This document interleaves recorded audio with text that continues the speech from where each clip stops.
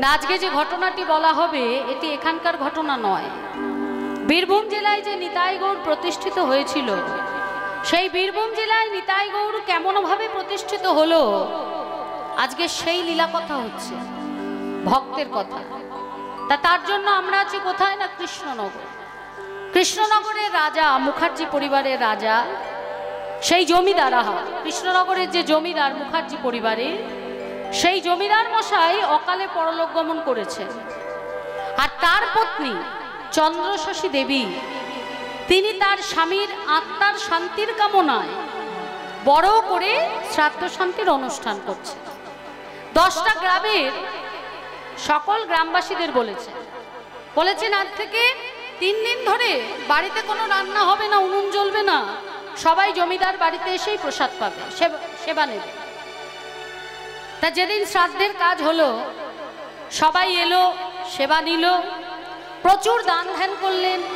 যে সমস্ত পুরোহিতরা শ্রাদ্ধের কাজ করেছে, তারা যা চেয়েছিল তার থেকে অনেক বেশি দান ধ্যান পেয়ে তারা আনন্দ করতে করতে বাড়ি চলে গেল।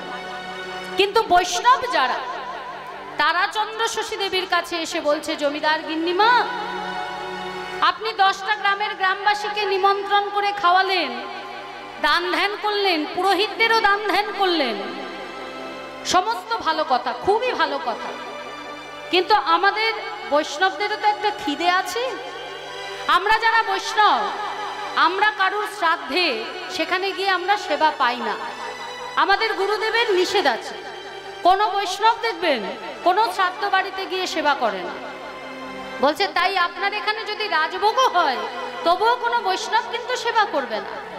তাহলে আমাদের যদি একটু আনন্দ দিতেন, তাহলে আমরা আরো খুশি হতাম। আপনার স্বামীর আত্মা মুক্তির পথে চলে যেত, সেও খুশি হতো। তা জমিদার গিন্নিমা বলছে, বেশ বলুন আপনারা কি চান। বলছে বেশি কিছু নয়, 45 দিনের মাথায় যদি মহাপ্রভুকে ভোগ লাগিয়ে আমাদের প্রসাদের ব্যবস্থা করতেন, তাহলে আমরা 45 দিনের মাথায় আপনার এইখানে মহাপ্রভুর প্রসাদ পেতাম। জমিদার গিন্নিমা বলছেন, বেশ তাই হবে। দেখুন, আমি তো এইসব কিছু বুঝি না, আমি জমিদার গিন্নি, জমিদারের মেয়ে, ছোটবেলা থেকে টাকা পয়সার হিসেব দেখে এসেছি। আমি ওই হিসেব নিকেশ বুঝি, এর বাইরে গিয়ে আমি কিছু বুঝি না। যেটা লাগবে আপনারা আমাকে বলুন, আমি আপনাদের সেটা দিয়ে দেবো। বলছে আর একটা অনুরোধ ছিল গিন্নিমা, আমরা হলাম গরিব মানুষ, তা আমাদের মনের বড় ইচ্ছা বড় কোনো কীর্তনিয়ার কাছে কীর্তন শোনা, কিন্তু কীর্তনিয়ার প্রণামী দেওয়ার ক্ষমতা তো আমাদের নেই। কিন্তু আপনি তো জমিদার গিন্নি, আপনার তো কোনো কিছুর অভাব নেই, তাই যদি কৃপা করে একজন বড় কীর্তনিয়া নিয়ে এসে কীর্তনের ব্যবস্থা করতেন, যা অর্থ চাইতো, যা প্রণামী চাইতো আপনি দিয়ে দিতেন, আপনার তো অসুবিধা হতো না। তাহলে এই কীর্তন গান শুনে আপনার স্বামী মুক্তি তো অবশ্যই লাভ করত, এবং আপনার পরিবারের, আপনার সংসারে, আপনার রাজ্যের মঙ্গল হতো, সেই সঙ্গে আমরাও খুশি হতাম। চন্দ্রশশীকলা দেবী বলছেন, বৈষ্ণব ঠাকুর, আমি তো এসব কিছু বুঝি না, আপনি 45 দিনে মহাপ্রভুর ভোগের জন্য যা যা লাগবে আমার কাছে একটা কাগজে লিখে দিয়ে দেবেন। আর বড় কীর্তনিয়ার দ্বারা আপনারা কীর্তন শুনতে চান, যে বড় কীর্তনিয়ার কাছ থেকে আপনারা কীর্তন শুনতে চান, সেই কীর্তনিয়াকে আপনারা বলে দিন যা অর্থ লাগবে আমি সেটা দিয়ে দেব, যা খরচ হবে সব আমি করব। সবাই বললেন, বেশ, আমরা খুব খুশি হলাম, সাধু সাধু, মহাপ্রভু আপনার মঙ্গল করুন। 45 দিনের মাথায় মহাপ্রভুর ভোগ রাগের ব্যবস্থা করা হলো, সবাই প্রসাদ পেলেন, সেই কীর্তনিয়াও এসে গেছে। এবার কীর্তনিয়া কীর্তন শুরু করবে, তার আগে চন্দ্রশশী কলা দেবীকে করজোরে বলছেন, গিন্নিমা, আপনি আমায় বায়না করে নিয়ে এসছেন, তার মানে আপনি এটা ভাববেন না আমি আপনার কাছে বিক্রি হয়ে গেছি, আপনি যা বলবেন আমি তাই করব, সেটা কিন্তু হবে না। উল্টে আমি যেটা বলবো সেটা আপনাকে করতে হবে। কিরকম না, বৈষ্ণবগণ তো কীর্তন শুনবেই, বৈষ্ণবগণের পিছনে বসে আপনাকেও কিন্তু কীর্তন শুনতে হবে। আপনি যদি কীর্তন শোনেন, আপনার মাধ্যমে আপনার স্বামীর কাছে সেই কীর্তন পৌঁছবে এবং আপনার স্বামী মুক্তি লাভ করবে। চন্দ্রশশী কলা দেবী বললেন, বেশ তাই হবে। সবার পিছনে বসে, সকল বৈষ্ণবদের পিছনে বসে, আসন করে বসে আজকে নাম ভগবানের লীলা কীর্তন আস্বাদন করছে। আর এদিকে সেই কীর্তনিয়া বাবা এই রূপের পদগুলি এক এক করে ব্যাখ্যা করে করে সবাইকে বোঝাচ্ছে। চন্দ্রশশী কলা দেবী মন দিয়ে সেই কীর্তন কিন্তু শ্রবণ করছে। তা মহাজন বলছেন, সখী কলয় গৌর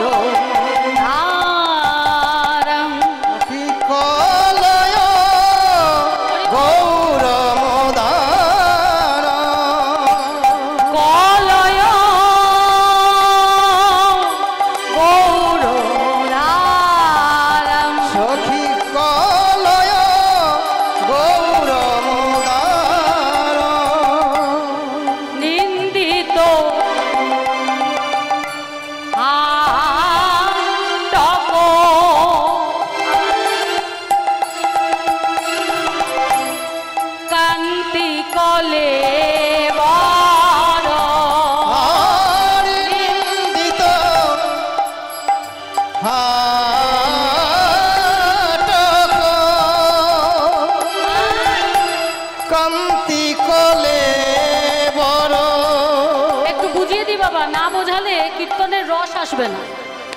নিন্দিত হাটক, নিন্দিত মানে নিন্দা করছে, হাটক মানে সোনা। আজকে সোনাকে নিন্দা করছে, বলছে সোনা তুই সোনা হতে পারিস, মানুষ তোকে অঙ্গে ধারণ করে সুন্দর হতে পারে, কিন্তু আমার গৌরী সোনার সঙ্গে তোর তুলনা হয় না। কেন? কারণ তুই হলি কঠিন সোনা, আর আমার গৌর হলো কোমল থেকে কোমলতর সোনা। নিতাই গৌর হরিবোল। গহনা সোনা হচ্ছে কঠিন, কিন্তু আমার গৌর সোনা কোমল থেকে কোমলতর। আরো বললেন তোর মধ্যে কোনো রস নেই, তুই হচ্ছিস রুক্ষ, কিন্তু আমার গৌর সোনার মধ্যে ভাব আছে, রস আছে। কারণ মহাভাব স্বরূপিনী রাধারানী এবং রসিকেন্দ্র চূড়ামণি দুজনে মিলে এক হয়ে গৌরাঙ্গ মহাপ্রভু রূপে এই কলিযুগে অবতীর্ণ হয়েছে। নিতাই গৌর হরিবোল হরিবোল। তাই বলছে কি, নিন্দিত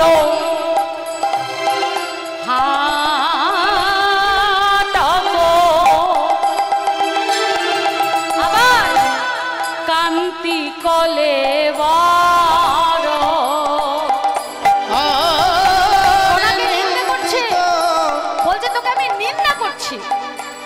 আমার গৌর সোনার সঙ্গে তোর তুলনা হয়।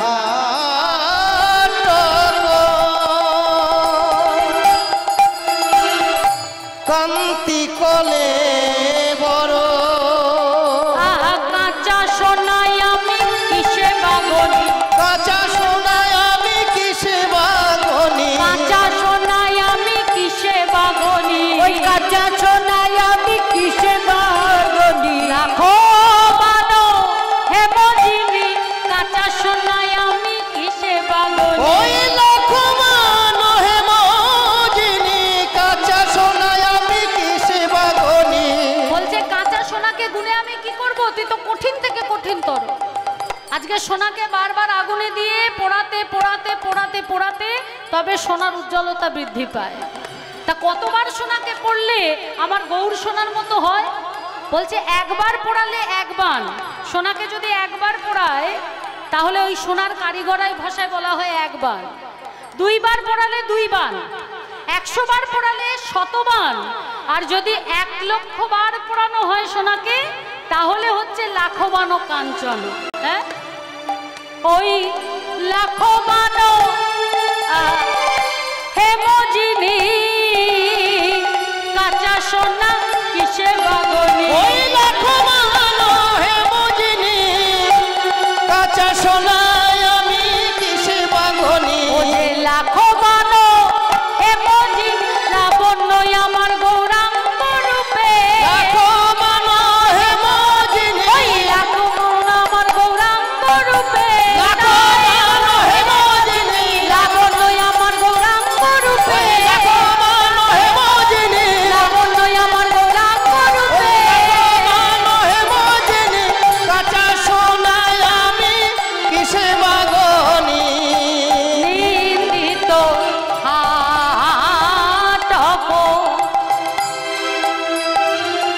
আবার কান্তি কলে বড়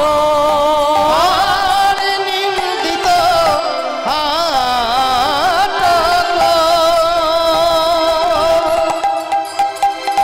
কান্তি কলে বড় আবার গর্বিত মারক মার আর গর্বিত মারক মার আর গর্বিত মারক মার আর গর্বিত মারক মার সোনাকে 1 লক্ষ বার পোড়ালে তাকে বলা হয় লাখবান কাঞ্চন। ওই 1 লক্ষ বার পোড়ালে যে উজ্জ্বলতা হয়, আমার গৌর বদন পানে চাইলে তার থেকে বেশি উজ্জ্বলতা আমার গৌরের বদনে। তাই বুঝলি সোনা, তোর সঙ্গে আমার গৌর সোনা কখনো তুলনা হয় না। আমার গৌর বদনের হাসিটা দেখেছিস? একবার যে দেখ আমার গৌর বদনের হাসির দিকে, যেন সুধা ঝরে ঝরে পড়ছে। আর একবার আমার গৌর যার বদন পানে যে হাসবে, সে আর আমার গৌরের বদন থেকে চোখ ফেরাতে পারবে না।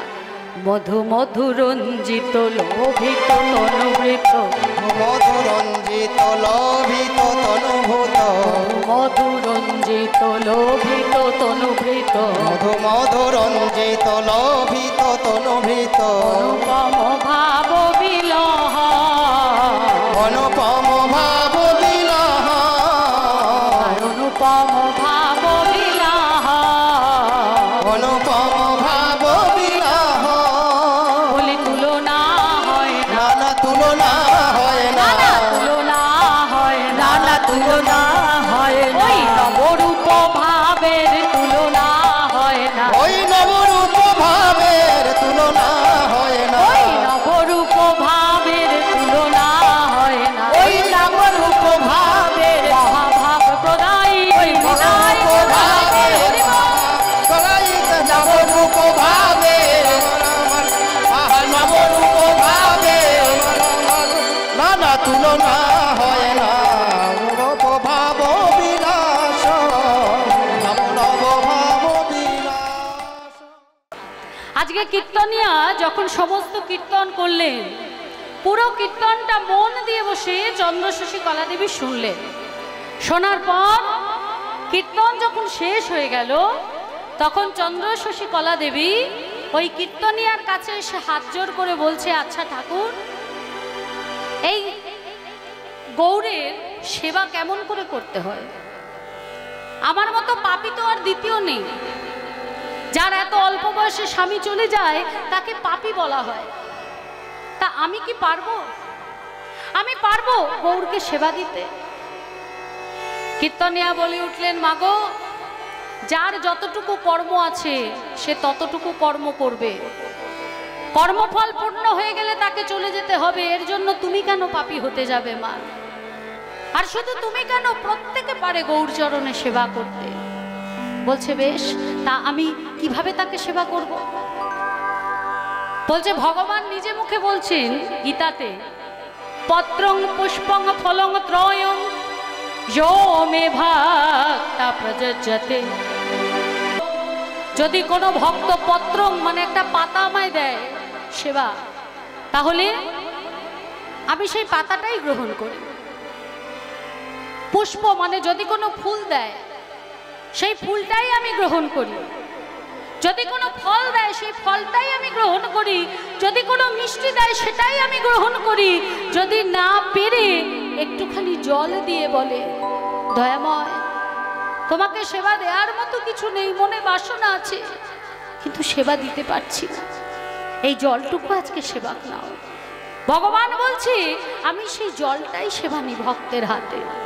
কিন্তু সেবা আমি কখন নিই?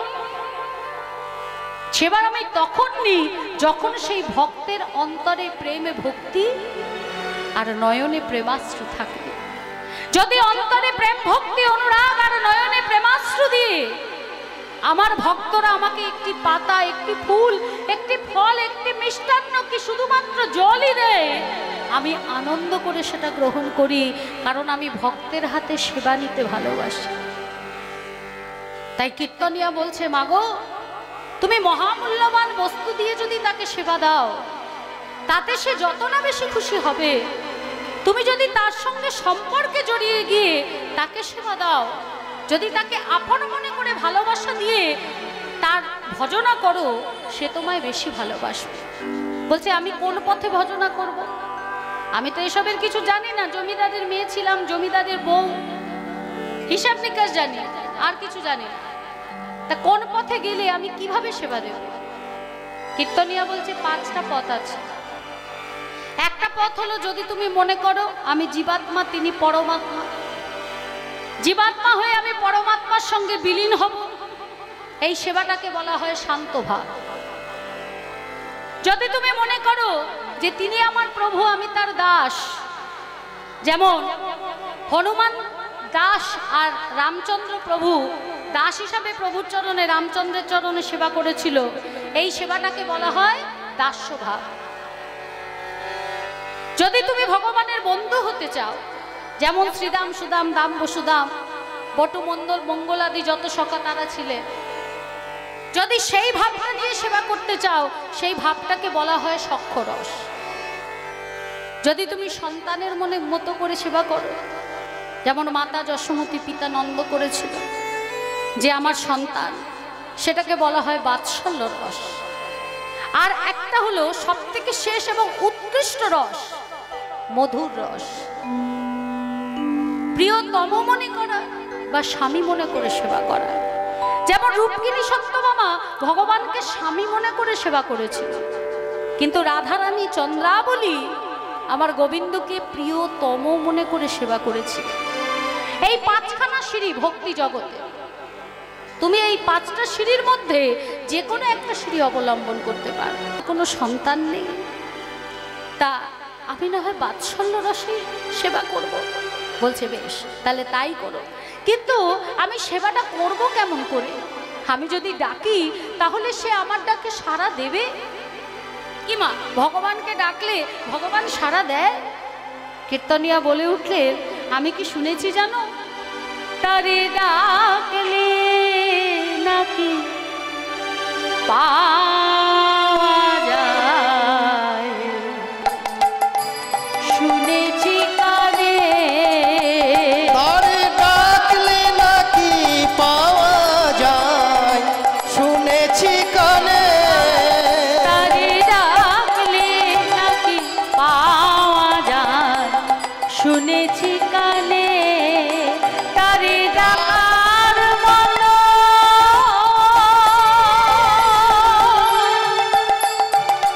ডাকলে পরে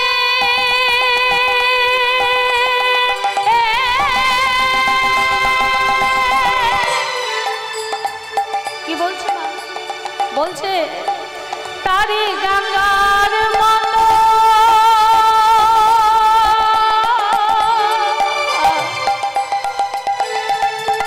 ডাকলে পরে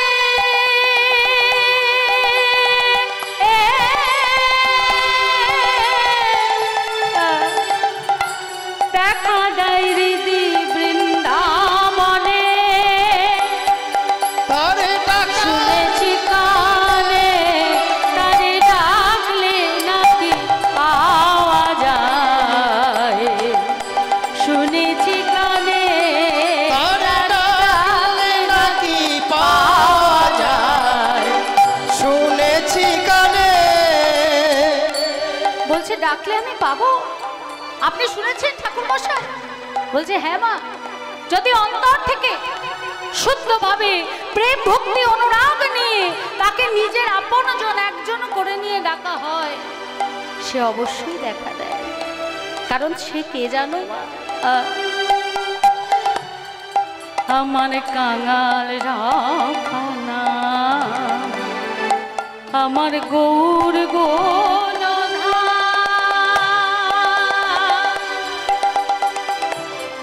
আমারি কাঙালে সখা,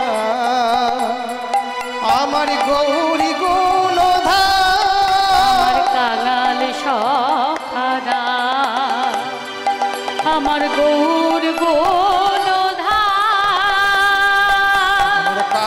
সখানা আমার গৌরী গুণধার তারে নয়ন জলে ভাসলে পারে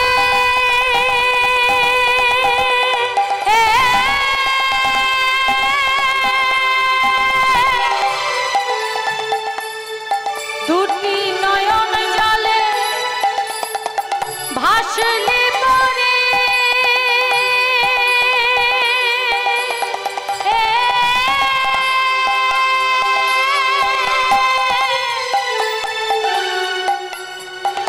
আর কি দূরে থাকতে পারে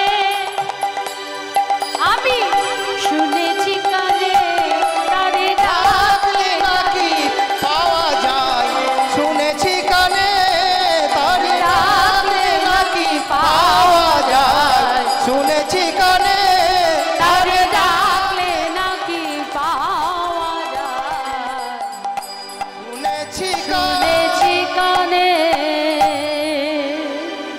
তাকে ডাকলে পাওয়া যায় মা কিন্তু ঠাকুর মশাই ডাকবো কেমন করে আমি তো কোনো মন্ত্রতন্ত্র জানি না কিভাবে ডাকবো বলছে এক কাজ করো মা তুমি সব সময় বদনে গৌর গৌর গৌর গৌর গৌর গৌর করো তুমি বদনে যত গৌর গৌর গৌর গৌর গৌর গৌর করবে তত তোমার অন্তরে প্রেমের উদয় হবে যত তোমার অন্তরে ভক্তির উদয় হবে এক্ষুনি তোমাকে অত মন্ত্রতন্ত্র নিতে হবে না তুমি ঘরের কোণে বসে যদি সবার সামনে গৌর নাম করতে লজ্জা করে তাহলে দরজা জানলা বন্ধ করে ওই গৌর নাম করবে কেন জানো মা যেই নাম সেই নামই ভজনিষ্ঠা করি ভজনিষ্ঠা করি নামেরও সহিতে আছে আপনি শ্রীহরি আপনি শ্রী হরি শ্রী গৌরাঙ্গ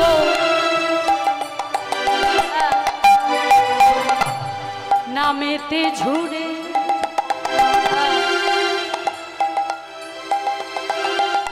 নিত্য লীলা সেজ দেখে অন্তরে আর শ্রী গৌরাঙ্গ নামেতে ঝরে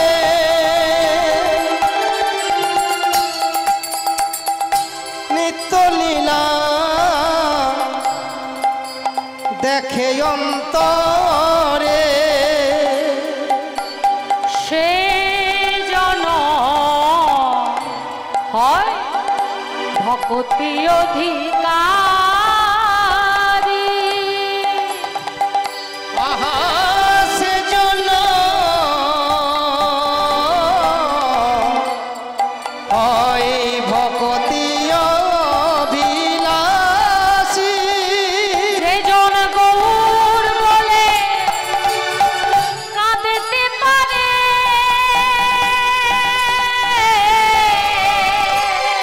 যে জন গৌর বলে কাঁদতে পারে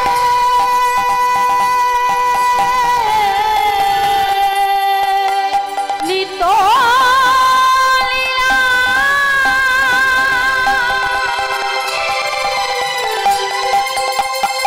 নিত্য লীলা সে দেখে অন্তরে যে জন গৌর বলে কাঁদতে পারে সে যে নিত্য লীলা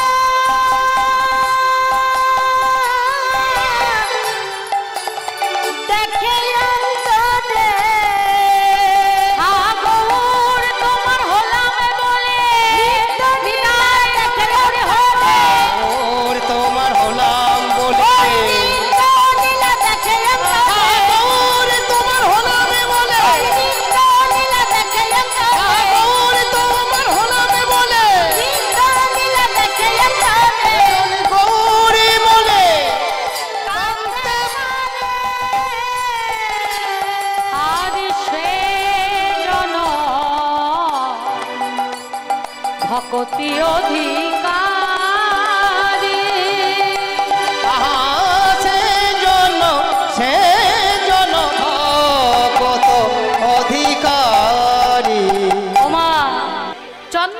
শশীকলা দেবী প্রত্যেক দিন সকালবেলা ঘরের দরজা জানলা বন্ধ করে গৌর নামে নিজেকে সঁপে দিলে।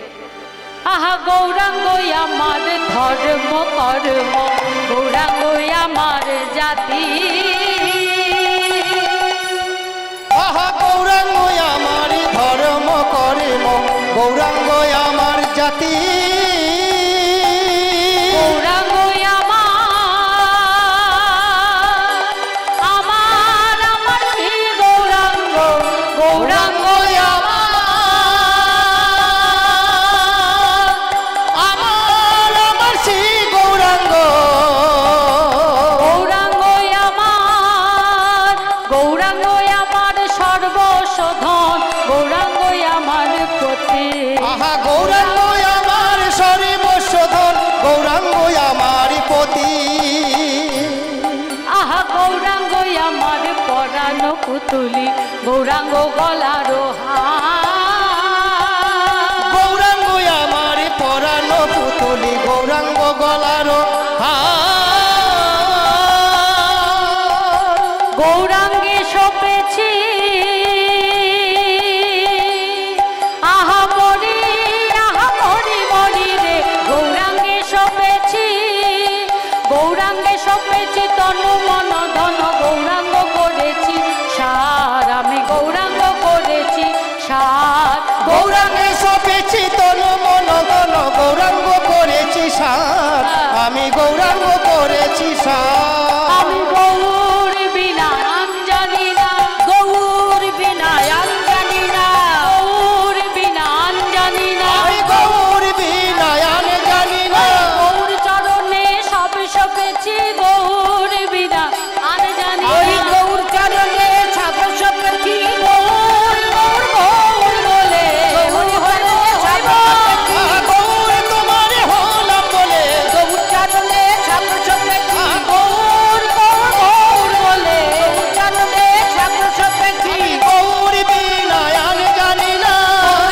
আমার পড়া আহা গৌরাঙ্গ করেছি সার, আমি গৌরাঙ্গ করেছি সার। চন্দ্র শশীকলা দেবী দরজা খুলে বাইরে এলেন। বাবা বলুন নায়েব মশাই কি হয়েছে? বলছে দেখুন আমাদের রাজা মশাই তো অকালে আমাদের ছেড়ে চলে গেলে, কি আর করা যাবে, কেঁদেও তো কিছু হবে না, কিন্তু আপনাকে তো শক্ত হাতে জমিদারির দায়িত্ব নিতে হবে, সমস্ত কিছু বুঝে নিতে হবে। এই হলো জমিদারির সব কাজ। আমাদের জমিদার মশাই ছিলেন খুব শৌখিন মানুষ, নানা জায়গায় জমি কিনে রেখেছিলেন। বীরভূম জেলায় একটা জমি কিনে রেখেছেন, সেইখানে 2 বছর ধরে প্রজারা কোনো খাজনা দিচ্ছে না। 2 বছর হয়ে গেল প্রজারা কোনো খাজনা দিচ্ছে না। তা ভাবলাম আপনি তো সত্য বেদবা হয়েছেন, আপনাকে যদি নিয়ে যাওয়া যায় তাহলে আপনি যদি একটু বলেন, তাহলে আপনার অবস্থা দেখে ওরা যদি আমাদেরকে খাজনাটা দিয়ে দেয়। তখনকার দিনে কি হতো বাবা, এই রাজা আর প্রজাদের মাঝখানে ছিল জমিদার। মানে রাজারা যেটা করতে পারতো না, জমিদারকে দিয়ে সেটা করাতো। জমিদার প্রজাদের কাছ থেকে খাজনা তুলে সেইটা রাজার সেরেস্তায় জমা করত। মাঝখানে জমিদার ছিল। বলছে প্রজা যদি আমাদের খাজনা না দেয় তাহলে আমরা রাজামশাইকে কি জবাব দেব, তা আপনি যদি বলেন। তা গিন্নিমা বলছে বেশ, কবে যেতে হবে বলুন তাহলে? বলে দেখুন পঞ্জিকায় কি বলেছে, মঙ্গলে উষা বুধে পা যথা ইত্যা তথা যা। খনার বচন বলছে মঙ্গলে উষা বুধে পা যথা ইচ্ছা তথা যা। তাহলে আর দেরি করে কি লাভ, আগামী কালই বেরোনো যাক সকালবেলা। বেশ তাহলে তাই হবে, তাই হবে নায়েব মশাই। পালকি এলো, সামনে দুজন পিছনে দুজন। চন্দ্র শশীকলা দেবী পালকিতে বসলেন, সঙ্গে নায়েব যাচ্ছে। আর দেখবেন ওই পালকি করে যারা নিয়ে যায় তারা মুখে একটা আওয়াজ করে, কি বলে, না না না রে না না না রে না না রে। এর অর্থ কি? এর কোনো অর্থ নেই বাবা। ওই হুম হুনা যে শব্দ করে, ওই তালে তালে যাতে 4 জনের পা পড়ে সেই জন্য ওই শব্দটা করে। না হলে দুজন আগে ফেললো দুজন পরে ফেললো, যে পালকিতে আছে তার তো বিপদ ঘটে যাবে। তাই তারা কি করে, তাই তারা কি করে মা, ওই পালকিটা কাঁধে নেয়, আর পালকি কাঁধে নিয়ে না না রে না না রে হুনহুনা রে হুনহুনা হুনহুনা হুনহুনা হুনহুনা রে হুনহুনা। রানীমা বলছে ওরা কি বলছে, নায়েব মশাই বলছে অন্য কিছু নয়, ওরা একটা মুখে আওয়াজ করছে। তা বলছে হ্যাঁ গো বাবারা, তোমরা মুখে কি আওয়াজ করছো? বলছে ও কিছু নয় রানীমা, ওই আওয়াজটার কোনো শব্দ নেই, আমাদের একটা ছন্দ, আমরা ওই ছন্দে পা ফেলি। বলছে তা ছন্দটা কি? বলছে হুম না। বলছে হুম না, যখন তোমরা ছন্দ করে পাই ফেলছো, ওটাতে একটু গৌর নামটা জুড়ে দাও না বাবা, তাহলে তোমাদের যেতে দেখবে এই পথটা, এত দূরের পথটা কাছের মনে হবে। ভাষা তো পাখিও বলে, পাখিও ডাকে, মানুষও কথা বলে, হ্যাঁ, কিন্তু পাখির ভাষা দিয়ে কোনো সাহিত্য রচনা হয় না, মানুষের ভাষা দিয়ে সাহিত্য রচনা হয়। তাই জীবনে যেটাই করো না কেন, সেটাই যেন অর্থ এবং পারিমার্থিক জগতে কাজে লাগে, সেইভাবেই করো, ওর সঙ্গে একটু গৌর গৌর জুড়ে দাও। তাই এবার ওই পালকির বাহকরা বলছে কি, বলি গৌর গৌর গুনগুনা, গৌরে গৌরে গুনগুনা, গৌর গৌর গুনগুনা, গৌরে গৌরে গুনগুনা, গৌর গৌর গুনগুনা, গৌরে গৌরে গুনগুনা, গৌর গৌর গুনগুনা। গৌরে গৌরে গুনগুনা। ওই নাম বিনা আরে না, গৌর গৌর গুনগুনা, ওই নাম বিনা বলবো না, গৌরে গৌরে গুনগুনা। ওই নাম বিনা বলবো না, গৌর গৌর গুনগুনা, ওই নাম বিনা বলবো না, গৌরে গৌরে গুনগুনা। নাম বিনা বলবো না, গৌর গৌর গুনগুনা। নাচিতে নাচিতে তারা করিল গমন, নাচিতে নাচিতে তারা করিল গমন। নাচিতে নাচিতে তারা করিল গমন, আরে নাচিতে নাচিতে তারা করিল গমন। বীরভূম জেলায় আসি হইল উপনয়ন, বীরভূমে জেলায় আসি দিল দর্শন। বীরভূম জেলায় আসি দিল দর্শন, বীরভূম জেলায় আসি দিল দর্শন। আনন্দ ধরে তাদের আনন্দ ধরে না, আনন্দ ধরে না, না না আনন্দ ধরে না। বীরভূম জেলায় এসে আনন্দ ধরে না, ওই বীরভূম জেলায় এসে আনন্দ ধরে না। ওই বীরভূম জেলায় এসে আনন্দ ধরে না। ওই বীরভূম জেলায় এসে আনন্দ ধরে না। গিন্নিমা বলছে নায়েব মশাই, এই বীরভূম জেলার মাহাত্ম্য কি? বলে অনেক মাহাত্ম্য। পৃথিবীতে যত তীর্থস্থান আছে, এই বীরভূম জেলায় একসাথে 5খানা সতীপীঠ আছে। এছাড়া আছে বক্রেশ্বর, যেখানে জল সবসময় ঠান্ডা গরম, শীতকালে যাবেন তখনও গরম জল, গরমকালে যাবেন তখনও গরম জল। এছাড়া এইখানেই কবি জয়দেব গীত গোবিন্দম লিখেছিলেন এই বীরভূম জেলা কেন্দুলি গ্রামে। আর বিশ্বকবি রবীন্দ্রনাথ ঠাকুর এই বীরভূম জেলাতেই শান্তিনিকেতন রচনা করেছে। এছাড়াও আমরা যারা এই নাম পেয়েছি, এই নামের প্রচার যিনি করেছেন আমার নিত্যানন্দ প্রভু, তিনিও এই বীরভূম জেলায় বীরচন্দ্রপুর একচক্রা গ্রামে জন্মগ্রহণ করেছে। তা এত কিছু মহিমা আছে এই বীরভূমের মাটিতে, তাই আনন্দ ধরে না, আনন্দ ধরে না। বীরভূম জেলায় এসে আনন্দ ধরে না। ওই বীরভূম জেলায় এসে তাই যাদের জন্মভূমি, নিতাই গৌর হরিবল। তাই যাদের জন্মভূমি, বীরভূম জেলায় এসে তাই যাদের ওই জন্মভূমি, বীরভূম জেলায় এসে তাই যাদের ওই জন্মভূমি, বীরভূম জেলায় এসে আনন্দ ধরে না। বীরভূম জেলায় আসি হইল মন, বীরভূম জেলায় আসি হইল উত্তরণ। বীরভূম জেলায় আসি হইল বীরভূম জেলায় আসি দিলা দর্শন। এবার যেই না সেই বীরভূম জেলার গ্রামে ঢুকতে যাবে, দেখছে একটা মস্ত বড় গর্ত করা, গর্ত খোঁড়া, আর পালকি তো থেমে গেছে, পাশে সরু জায়গা, পালকি নিয়ে যাবে কি করে? তা গিন্নিমা বলছে নায়েব মশাই দেখুন তো সামনে ওটা কিসের গর্ত? নায়েব মশাই বলছে কিছুদিন আগে এখানে একটা ঢিপি ছিল, এখন এই গর্ত করেছে। আসলে এই গ্রামের লোকজন তো ভালো নয়, ওই যে শুনেছে আপনি আসছেন, আমরা খাজনা নিতে আসছি, আর সেটা শুনেছে বলেই এত বড় একখানা গর্ত খুঁড়ে রেখেছে যাতে আমরা ভেতরে যেতে না পারি। গিন্নিমা বলে উঠলেন কারুর সম্পর্কে না জেনে অযথা কোনো মন্তব্য করবেন না, না জেনে কারুর সম্পর্কে কিছু বলা উচিত নয়, আগে ভালো করে জানুন তারপর বলুন। এবার যেই না গিন্নিমার পালকি ঢুকেছে, সবাই তাড়াতাড়ি করে দরজা জানলা বন্ধ করছে, বলে এই গিন্নিমা এসেছে, আরে বন্ধ কর বন্ধ কর, খাজনা নিতে এসেছে। চাবুকের বাড়ি মারবে। আমরা 2 বছর ধরে, আরে বন্ধ কর বন্ধ কর।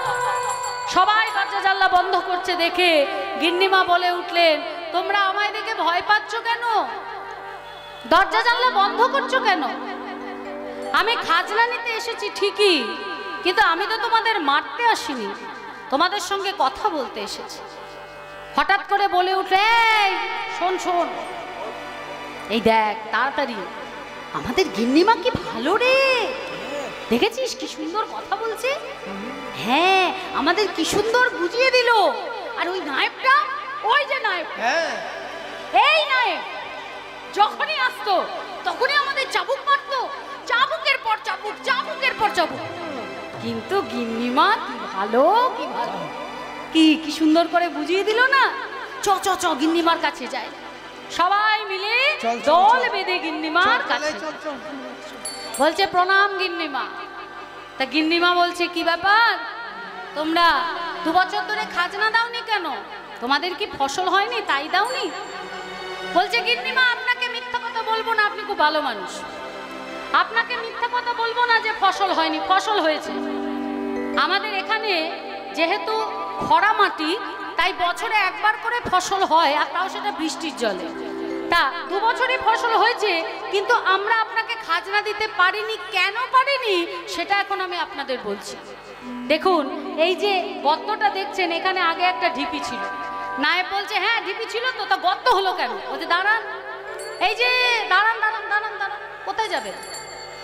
কোথায় যাবেন? এখানে বসুন, আসল ঘটনাটা শুনুন। এই নায়েব মশাই বট্ট জ্বালায়, চুপচাপ বসুন। হ্যাঁ, বলছে এখানে একটা ঢিপি ছিল, আর আমাদের ওই বলাই আছেন, ওই যে বলাই যার সঙ্গে কথা বলছিলাম গিন্নিমা, আরে এই বলাই বল না, আরে আয় না, আরে ওঠ, কি বলছিস শোন, আরে উঠবি তো, বল বল, গিন্নিমাকে বলতে হবে তো। গিন্নিমা, এই যে আমাদের বলাই, এই বলাইয়ের যে গরু ছিল, রাত্রিবেলা ওই দড়ি মড়ি ছিঁড়ে ওই ঢিপির ওপর গিয়ে আপনি তার বাট হতে দুধ পড়তো। 1 দিন 2 দিন না, রোজ রোজ রোজ পড়তো। আমি বলাই তো দেখেছি, আমিও দেখেছি, এখানকার গ্রামের সবাই দেখেছে। দেখে আমরা ভাবলাম এখানে নিশ্চয়ই কিছু একটা ব্যাপার আছে, এই জায়গাটা আমাদের ঘুরে দেখা উচিত। তাই সবাই কোদাল নিয়ে, লাঙল নিয়ে এসে যখন এই জায়গাটা খুঁড়লাম, তখন কি দেখলাম জানেন গিন্নিমা? এখানে দেখলাম নিতাই গৌর, হরি বল হরি বল হরি বল, নিতাই গৌর, হরি বল হরি বল।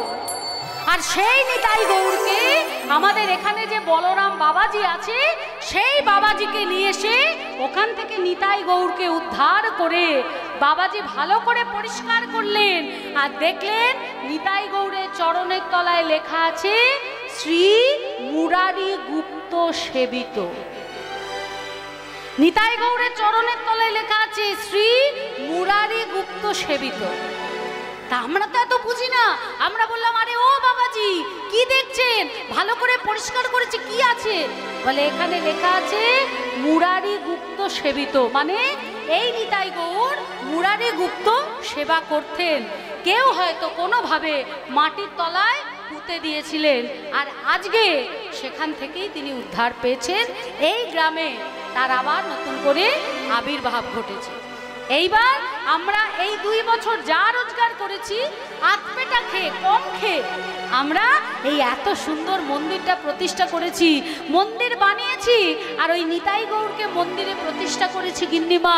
আর এটাই কারণ আমরা সময় মতো খাজনা আপনাদের দিতে পারি। গিন্নিমা বলছে, এই কথা যদি আমাকে আগে বলতে, তাহলে আমি তো সেরেস্তা থেকে তোমাদের কিছু পাঠিয়ে দিতাম অর্থ করি, আরো ভালো করে তোমরা করতে পারতে। বেশ, তোমরা যখন মন্দির প্রতিষ্ঠা করার জন্য খাজনা দিতে পারোনি, তখন আমি রাজামশাইয়ের কাছে আর্জি করব, ওই 2 বছরের খাজনা তো তোমাদের মুকুব হবেই, সেই সঙ্গে আগামী আরো 2 বছরের খাজনা মুকুব। আরে এই বলাই, আরে তোর কি কোমরে ব্যথা, হাঁটুতে ব্যথা? হ্যাঁ, বয়স হয়েছে না, খালি বসে পড়িস, খালি বসে পড়িস, আরে দাঁড়াবি তো।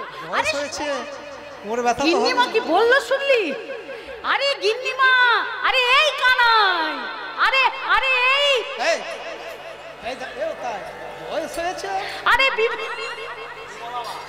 আরে এই বিমলা মাসি বলছে, আমাদের গিন্নিমা কি বললো, আগে 2 বছরের খাজনা সঙ্গে এই বছর আগামী বছরেরও খাজনা মুখ। আমাদের গিন্নিমা বড় ভালো মানুষ রে, এরকম মানুষ আর হয় না। ও গিন্নিমা, সন্ধেবেলা নিতাই গৌড়ের আরতি হবে, আপনি অবশ্যই আসবেন গিন্নিমা। এখন আপনি ওই বাগান বাড়িতে বিশ্রাম নিন, সন্ধে হলে আপনি মন্দিরে এসে আরতি দর্শন করবেন। আসবেন যেন। আর বলছে মুরারি গুপ্ত কে? মুরারি গুপ্ত কে ছিলেন?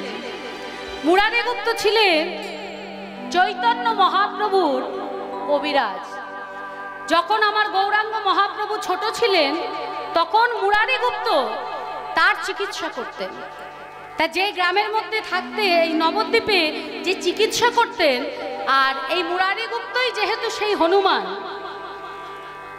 এই জন্মে এসে মুরারি গুপ্ত হয়ে তা তিনি রামের ভজনা করতেন। কিন্তু সবার সামনে বলতেন কি, রামই বাকে আর আমি বাকে, রামও যা আমিও তাই।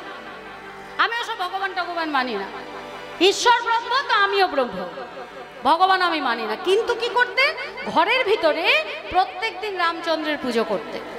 তা একদিন কি হয়েছে, যখন এই মুরারি গুপ্ত সবার কাছে অস্বীকার করে যে রামও যা আমিও তাই, ঈশ্বরও যা আমিও তাই, ঘর থেকে যখন বেরিয়েছে তখন নিমাই কি করেছে না, খেলতে খেলতে আরো 4-5টা ছেলের সঙ্গে খেলতে খেলতে এই মুরারি গুপ্তের কাঁচাটা খুলে দিয়েছে।